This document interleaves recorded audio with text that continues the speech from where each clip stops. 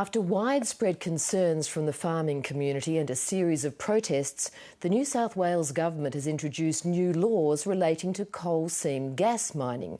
They include a ban on the use of toxic chemicals, no use of evaporation ponds, and a moratorium on a process called hydraulic fracturing or fracking. Farmers say that's a start, but what's really needed is an independent inquiry into the industry as it rushes to explore and set up operations across the state. It's just one of the issues on the agenda for the new head of the New South Wales Farmers Association, Fiona Simson. I spoke to her a short time ago. Fiona Simson, welcome to 7:30 New South Wales. Thank you very much. The typical image of the Australian farmer is probably a bloke in a hat, and now here you are, the head of one of the most powerful farming organisations in the country. How historic is this? It's extraordinary, to be honest, and I feel extraordinarily humbled, yet extraordinarily proud. But I also feel it's about time. Women have long been the silent partners on the farm and the most important partners on the farm, and an absolutely integral part of any farm business. And to have this honour bestowed on me, to be bestowed on a woman, is, I think, extremely significant. And do you think it is the start of a big change in that area? Well, I think it's the start of change, and change in the association to ensure our longevity, to ensure that we remain relevant into the future, to ensure that we remain the voice for our members. And that's what I think this is the beginning of. To what extent were you motivated to move into agri-politics because of the struggle you've had over years with miners in the area where you're based, the Liverpool Plains? Well, it was really the beginning, and the awarding of the BHP licence in Corunna back in 2006 was the start. I became involved with that community. I live not far from there. I have many friends in that area. And what I was observing there in terms of process, in terms of law, in terms of how much the Mining Act really trumps over everything else, and how little landholders are actually engaged or even spoken to or consulted about the process. I really felt it was so unfair. And we then started the Corunna Coal Action Group and then progressed from there to realise that the process really had to change. And to change the process, we needed to be involved in higher levels of lobbying, and that was started really my trip into agri-politics. Now, you've had to hit the ground running in this position because there are going to be some big decisions made over the next 6 months that will affect land use.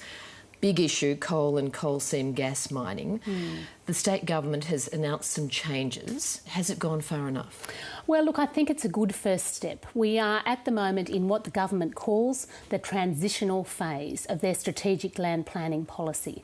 And this is the phase between the old policy that the government has acknowledged is quite wrong and the new policy, which will be much better, much more transparent, and have some good safeguards in there for agricultural land. So that's where we are at the moment, and we are currently developing these important pieces of policy that will go into this new assessment process. You know, policies such as the aquifer interference policy, the agricultural productivity impact assessment, and of course strategic agricultural plans for each region. And those three items in particular will really form an important part of the government's new policy to protect agricultural land against any sort of forms of mining, coal seam gas, or in fact, for that matter, urban or infrastructure development. And yet you've said you want an independent inquiry. What's wrong with what the government's proposing? And are people out there still really concerned about this? Well, look, most certainly that's what our members are saying. We find that there is not enough information about actually the coal seam gas industry. There is not enough information about the impacts of coal seam gas on our water, particularly on our water. And it's those sorts of figures and it's that sort of data that we absolutely have to actually feed, we need to have to feed this debate and to base this debate. We need to base this debate on some science and some facts and on transparency. From what you've seen happening in Queensland, which is further ahead in this industry, what are your real concerns about what could happen? Because quarrying and farming has coexisted in the past. Why in particular are you concerned about what might happen in this area of mining? Well, it certainly existed in the past, but very little on prime agricultural land and very little amongst these very, very valuable water aquifers that we have in parts of Queensland and also in New South Wales. And what we see in Queensland, we have seen, incidences of BTEX chemicals, for example, found in water bores. And we have seen examples of bores, exploding on landholders' properties. And we have seen examples where Queensland has had to actually develop legislation to ensure that property holders' rights are covered and that they are protected against any of these impacts. Now, what we don't have in New South Wales is that sort of legislation. We don't have legislation that is going to properly protect landowners if there is an impact, as we have perhaps seen in Queensland, or as we have seen in America, where the industry has been operating for a much, much longer period of time. And we have seen areas such as the Powder River Basin, for example, where landholders there have been seriously impacted, and much of the water supplies and bores have been depleted there. So we have to be very, very careful, I think, about the impacts of this industry and ensure that our landowners and our very valuable natural resources are protected into the future. We've seen farmers siding with the Greens over this issue. Could there be a new political alliance around the corner? Well, I'm not sure about a new political alliance, but certainly I have always believed that most farmers are intrinsically green. Now, that doesn't necessarily mean they vote for the Greens, but I certainly feel that most farmers have a huge attachment for their land, for biodiversity, and for preserving the sustainability of their farms and their enterprises into the future. And clearly, you know, they need to have a very healthy ecosystem on their farm for it to work for them. And I think that the Greens have some sympathy with that, and we have some sympathy with the Greens on that matter.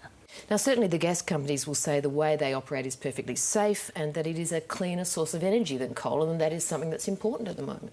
Well, yes, but the whole cleaner source of energy thing is a little bit debatable. You know, if we have a look at some of the statistics that are coming out of the United States, and if we actually account for emissions, for example, all the whole way along the chain, you know, I think it's actually quite comparable to coal.